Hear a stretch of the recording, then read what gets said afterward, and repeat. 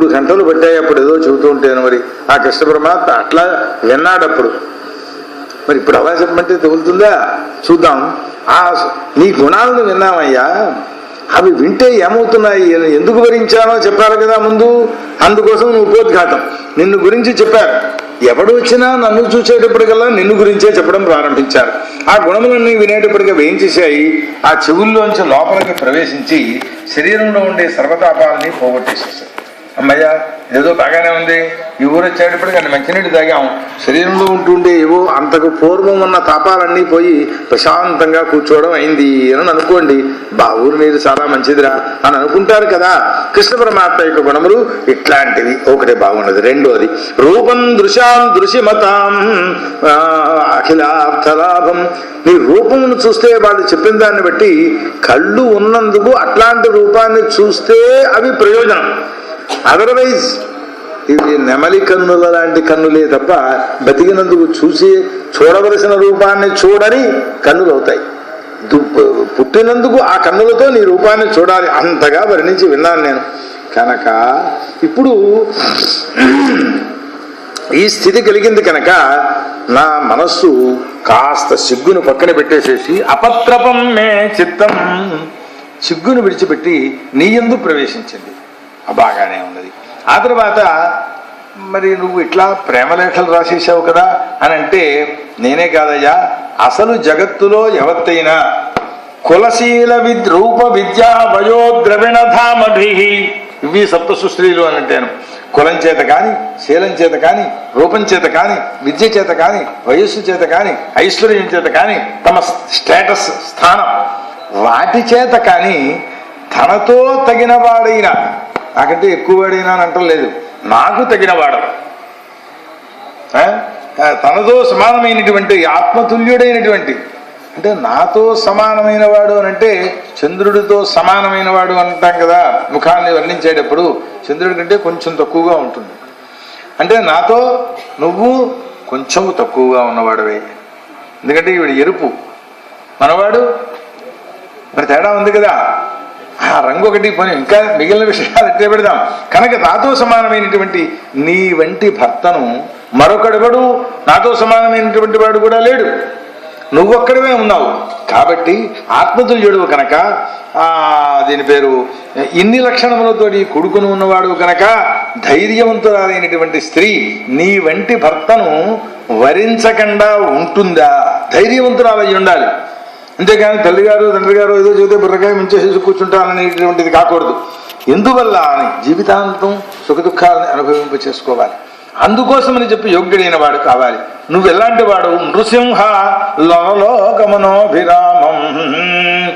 నువ్వు నృసింహుడు, మనుష్యులలో చాలా శ్రేష్టమైన వాడు. అర్ధాంతరం చెబితే నృసింహావతారం ఎత్తినవాడు.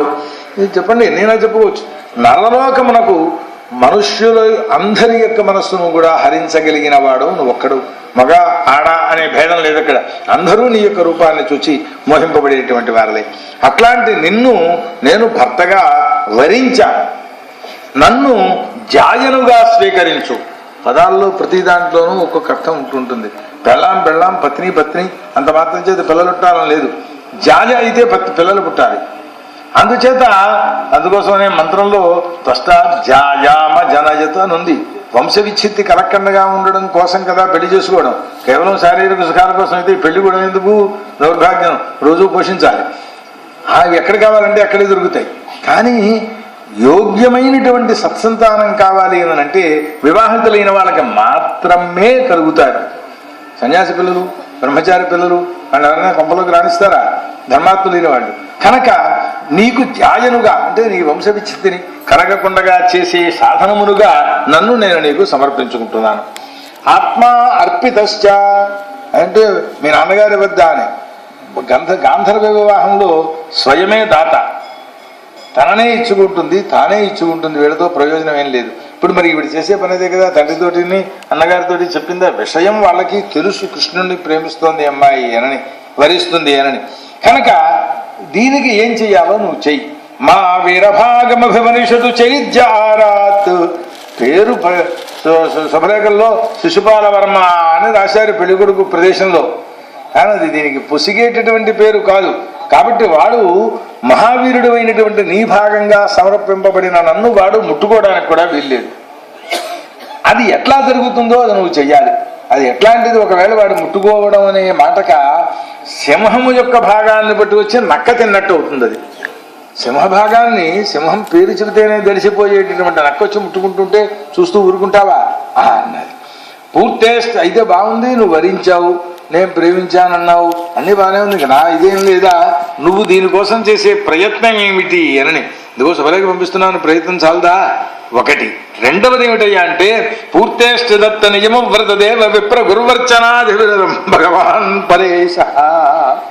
పూర్తములనే 6 ధర్మాలు, ఇష్టములనే 6 ధర్మాలు, వాటితో పాటు నియమాలు, వ్రతములు, దేవతలను పూజించడం, విప్రుల్ని పూజించడం, గురువుల్ని పూజించడం, దానములు చేయడం, ఈ మొదలైన పుణ్యకర్మల చేత ఎప్పుడైనా నేను ఏదైనా పుణ్యం చేస్తే పరమాత్మ సంతృష్టి చెంది ఉంటే ఆ ఫలమంతా కలిపితే ఆరాధితో యది, ఆ పరమాత్మ నా చేత ఆరాధింపబడి ఉంటే ఆ ఫలమునకంతకి కూడా ఇవాళ నాకు కలగవలసింది ఏమిటి అంటే ఆ గదుని యొక్క అన్నగారైనటువంటి కృష్ణ పరమాత్మ వచ్చి నా పాణిగ్రహణం చేయుగాక, దమఘోష పుత్రాదులైనటువంటి శిశుపాదులు కాదు అని చెప్పినది. అంటే తన పుణ్యాన్నంతని ధారపోస్తోంది. ఏం చేస్తుంది అంతకంటే? పాపం ఇంట్లో కూర్చున్న ఆ చిన్న పిల్ల రేపు పైగా ఎట్లా నీ వివాహానికి రావడం ఎట్లాగా అంటావా? రేపు వివాహం అనగా మేము పైగా ఇంకో ఇబ్బంది ఏంటంటే నువ్వు కోరుకున్నావు, నేను వస్తాను, ఇంట్లోకి వస్తాను, మీ వాళ్ళు అడ్డుకుంటారు, ఒక్కొక్కరిని తలకాయలు నరికేసేసి అప్పుడు తీసుకురావాలి నిన్ను, ఇంట్లో అప్పుడు ఆశోచం వస్తుంది, ఈ ఆశోచ పిల్లల్ని తీసుకెళ్ళి పెళ్లి చేసుకోవాలి నేను అంటావేమో. అలాంటి మా వాళ్ళకేమో విఘాతం కలగకూడదు. వేదమంత్రంలో ఉంది ఆ మాట. ఆపల యొక్క వంశాన్ని ఏమీ చేయకూడదుట, ప్రతి వంశాన్ని ఏమీ దోషం కలగకూడదు, ఉభయుల యొక్క క్షేమాన్ని కోరుకునేటువంటిది ఉండాలి. అమ్మాయి పుట్టింటి వారు సామాన్యమైన కుటుంబీకులు అనుకోండి, వీళ్ళు మహాైశ్వర్య సంపన్నులు, ఏదో పట్టు చీరలు తప్ప నేల మీద పరిచి ఆ కాళ్ళు తుడుచుకుందుకు కూడా వాడవాడు. అంటే ఇంక దాన్ని బట్టి చూడండి వాళ్ళ ఐశ్వర్యం. ఇటువంటిదైనా పుట్టింటి వారు సామాన్యమైన వారైతే ఏదో అలికిచ్చారు కట్టుకుని వెళ్ళాలి పుట్టింటి. ఈ బట్టలు కట్టుకెళ్తే అమ్మాయి ఇలాంటి బట్టలే కట్టుకుని కావాలి, మన ఎక్కడ కలగడం, సంసారం అంతా అయిపోతున్న వాడి బాధపడే పరిస్థితిని కలగజేయకూడదు. అది వాళ్ళు ఆ సోదర కుటుంబ వంశాన్ని గౌరవంగా చూడటం. అందుకే వాళ్ళు 50 రూపాయలతోటి చీర పెట్టి అమ్మాయి కట్టుకునే చీరే పెట్టాము అని అనుకోవాలి. అలాంటి చీరలే ఉండాలి, మొత్తం సూట్ కేసు ఉందాను. మా ఆయన గొప్పవాడికి కానీ వాళ్ళ మీద చూపించకూడదు ఈ ధ్వజవంతా కూడా. అట్లా ఉండాలి కనుక కుటుంబ క్షేమం చూడాలి కనుక రేపటి రోజున వివాహం అవుతుంది అనగా మాకు ఆచారం ఏమిటి అంటే గౌరీదేవిని పూజలు చేయడం కోసం అని చెప్పి పూర్వ దివసం నందు ఈ కన్యక వధువు చెప్పులు కూడా లేకుండా వైద్యులు పెడుతుంది. ఆ స్థితికే ముందుగానే నువ్వు వచ్చేసేసి ఆ విదర్భ దేశాల్లో రహస్యంగా దాగి ఉండి సైన్యంతో కూడుకుని వచ్చి ఒక్కడో కాదు మళ్ళీ ఈ చైత్యుడు వీళ్ళు ఎవరైతే ఉన్నారో మేము ఆ పూజ కోసం వెళ్ళినటువంటి సమయంలో వచ్చి నువ్వు నన్ను తీసుకుపోయి అప్పుడెక్కడ ఎవరు ఉంటారు? ఈ సోదరుడు వీళ్ళందరూ ఉండరు. ఆ శిశుపాలుడు, దంతవక్తుడు, జరాసంధుడు ఈ మొదలైన వాళ్ళందరూ వ్యాపించి ఉంటారు. వాళ్ళందరినీ చావగొట్టేసేసి నన్ను భరించాలనుకుంటాడు వాడు దుర్మార్గుడు అని అంత అభిప్రాయం అన్నమాట లోపల. వాళ్ళని సాగుగొట్టేసేసి యథావిధిగా రాక్షస వివాహంతో బంధువులందరినీ జయించి ఆ అమ్మాయిని ఎత్తుకుపోయి చేసేటటువంటి వివాహం రాక్షస వివాహం. కాబట్టి గాంధర్వము రాక్షసము. నాకు కన్యాశుల్కం ఇవ్వాలి, కన్యాశుల్కం ఇచ్చి వివాహం చేసుకోవడం కూడా ధర్మశాస్త్రంలో కొంచెం అనుకూలమైనటువంటి మాట ఉన్నది. సరే భీష్మాచార్యులు వారు అది కూడా వద్దన్నాడు అనుకోండి, అది వేరే విషయం. నాకు శుల్కం ఏమిటి ఇప్పుడు అంటే నీ పరాక్రమమే. ఇంతటి పరాక్రమంతో వాళ్ళందరినీ జయించి నన్ను నెగ్గుకుని తీసుకువెళ్ళవయ్యా అని చెప్పి అంతఃపురంలో స్వీకరించే బంధువులందరినీ సంహరించవలసిన పని ఉండదు. పూర్వ దివసమునందు మహాకులదేవి యాత్ర ఉన్నది. అందులో గిరిజాదేవిని వెళ్ళి పూజ చేస్తుంది. ఏ పరమేశ్వరుని యొక్క పాదపద్మముల ధూళిని నెత్తి మీద వేసుకోవాలని బ్రహ్మాది దేవతలందరూ సాక్షాత్ ఉమాపతి అయినటువంటి వాడు కూడా తన యొక్క పాపాలని పోగొట్టుకుందు కోసం, తమ యొక్క అజ్ఞానాన్ని పోగొట్టుకుందు కోసం ప్రయత్నం చేసుకుంటారో అట్లాంటి నీ యొక్క పాణిగ్రహణం నేను చేయాలని కోరుకుంటున్నాను. సరే బాగానే ఉంది, నువ్వు అన్నావు బాగానే ఉంది, నేనే ఆలోచించుకోవడం నా నిర్ణయం, నాకు నా నిశ్చయం అర్థం అక్కర్లేదా, నా ఇష్టం అక్కర్లేదా అంటావా? నీ ఇష్టం. నువ్వు సేకరించావా సంతోషం, నీ ప్రసాదాన్ని పొందినటువంటి దాన్ని అవుతాను. ఒకవేళ రెండో పక్షం ఉంటుంది కదా, అట్లాగే అయితే మాత్రం గహ్యామసూం వ్రతకృషాం శతజన్మభిస్యాత్, నీకోసం వ్రతాలు చేస్తూ 100 జన్మలైనా ప్రాణాలు విడిచిపెడుతూనే ఉంటారు తప్ప మరొకరికి భార్యగా ఉండే ప్రసక్తి మాత్రం లేదు అని చెప్పారు. అని ఈ మాటలని ఆ ఇచ్చేదే గుహ్య సందేశా యుగోనయా పంపించినటువంటి సందేశాలను చెప్పాట. తర్వాత ఏం చేయాలో చేయమన్నారు. ఇది శ్రీమద్భాగవతే దశమస్కంధే పంచాశతమోధ్యాయ. శ్రీకృష్ణార్పణమస్తు.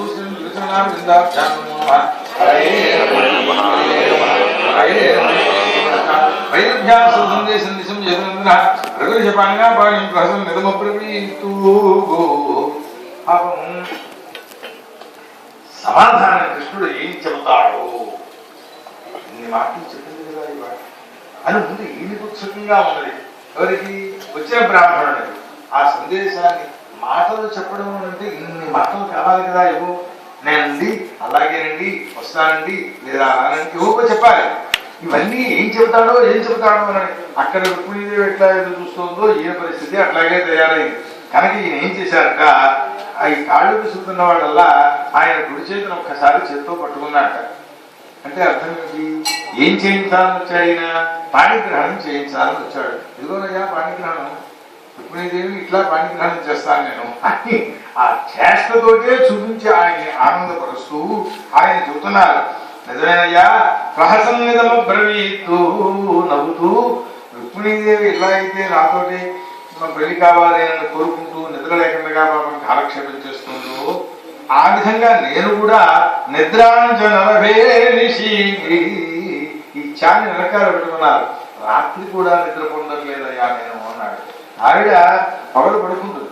ఎందుకంటే కృష్ణుడు అని చెప్పి మాట్లాడుతూ కూర్చుంటే జనం అందరూ కూడా చూసేవాళ్ళు శిశుపాలుడితో పెళ్లి నిశ్చయించిన వారు ఇంకా కృష్ణుడు మాట్లాడుతూ కూర్చున్నారు. అందుకోసం పొగలు నిద్రపోయి రాత్రి చదవాలి కృష్ణుడు ఎట్లాగా ఆయన మొదలం వీటితో తప్పించుకోవడం ఎట్లాగా అని ఆలోచిస్తోంది. ఎందుకంటే కృష్ణ పరమాత్మ రాత్రి మాత్రమే ఆలోచిస్తోంది. ఈయన యువరాజు, ఇక్కడ ఈ అభ్యంతరాలు ఏం లేవు. వితౌట్ పర్మిషన్ ఎవ్వడూ గట్టి దాటి లోపలికి రావడానికి లేదు.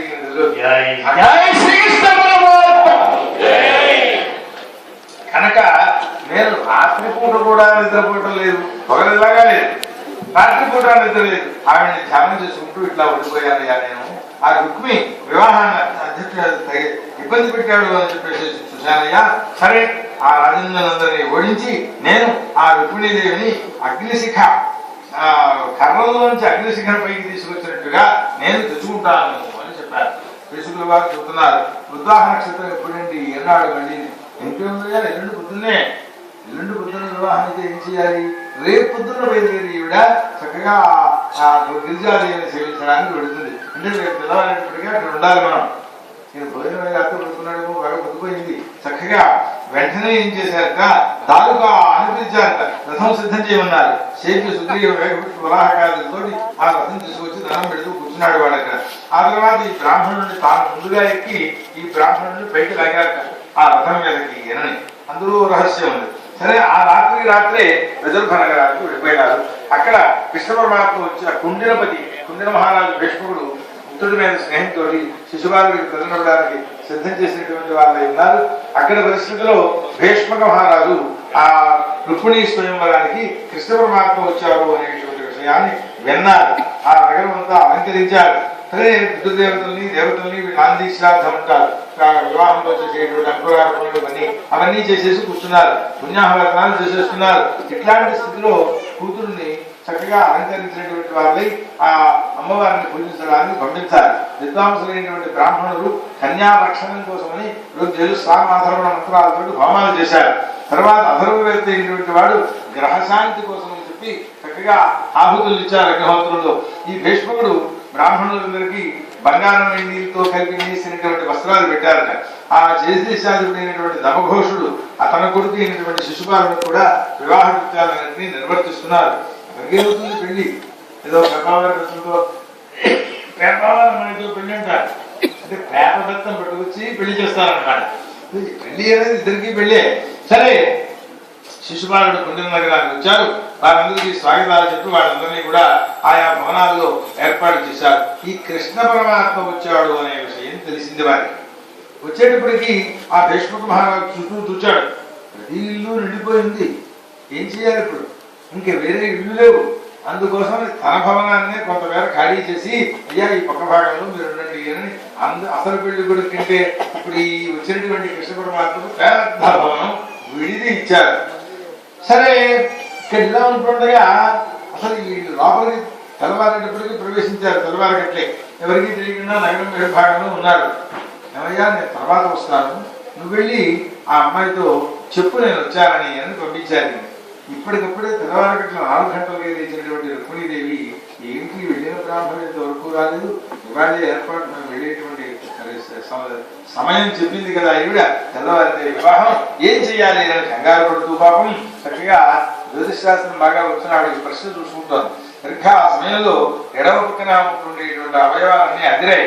పాపం ఎంత బాధపడిందో ఆ సమయంలో. ఈ కాలం నాకు అనుకూలంగా లేదా, శివుడు నా బ్రహ్మ శివుడు మొదలైనటువంటి వాళ్ళందరూ నాకు అనుకూలంగా లేదా, ఆఖరికి పార్వతీదేవైనా అవునులే ఆవిడ మాత్రం ఎట్లా ప్రేమతో ఉంటుంది. పర్వతరాజ పుత్రిక. పర్వతం అంటే ఏంటండి? రాయి ముద్ద. ఆ రాయి ముద్ద కూతురు. ఈవిడ హృదయం కూడా అట్లాంటిదే అవుతుంది. ఏం ఆవిడకి ఇంతవరకు పార్వతీదేవి నాకు చాలా అనుకూలం చేస్తుందని అనుకున్నారు. ఎందుకంటే భర్త కోసం ఆవిడ తపస్సు చేసింది కదా, ఆ బాధ్యత ఆవిడకి తెలుసు. మరి ఆమె ఇట్లా బాధపడుతుండేటువంటిది ఉంటుంటే ఒకసారి కళ్ళు మూసుకునేటప్పటికల్లా శ్రీకృష్ణ ఆగమనం వచ్చింది అనే సూచన కలిగేటట్టుగా ఈ తొడ, భుజము, నేత్రము కూడా ఒక్కసారి స్ఫురించాయి. ఇంతట్లో కళ్ళు తెరిచేటప్పటికీ ఆ వెళ్ళినటువంటి బ్రాహ్మణుడు నవ్వుతూ ఎదురుస్తున్నాడు. ఎవరూ చెప్పక్కర్లేదు. ముఖం చూసేటప్పటికీ వెళ్ళిన వార్త మీ పని ఏమైంది అనేది తెలిసిపోతుంది అన్నమాట. సంతోషిస్తున్నాడు చూసింది.